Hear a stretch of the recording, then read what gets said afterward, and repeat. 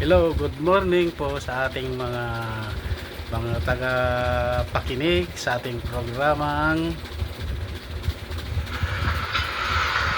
Pagsarningan. Ito po ang inyong Tito Bok na expert po sa larangan ng pag-ibig, maski matanda na at may edad na ay binata pa rin.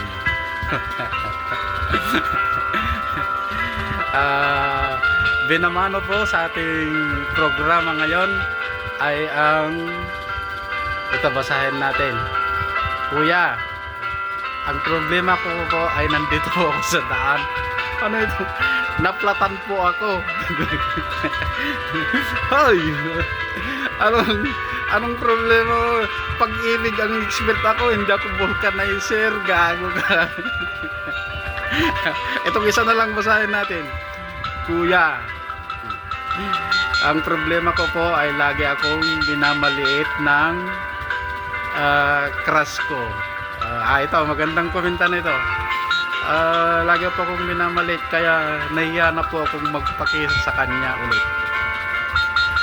Itong payo ko naman sa'yo.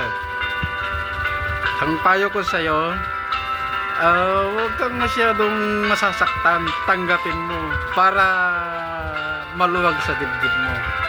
Ang gawin mo para hindi ka nila mamalitin, umakyat ka sa puno para titingalain ka nila. Huwag kang masyadong tatagal sa taas, baka mabisit, batuhin ka nila. Yun lang po. Thank you.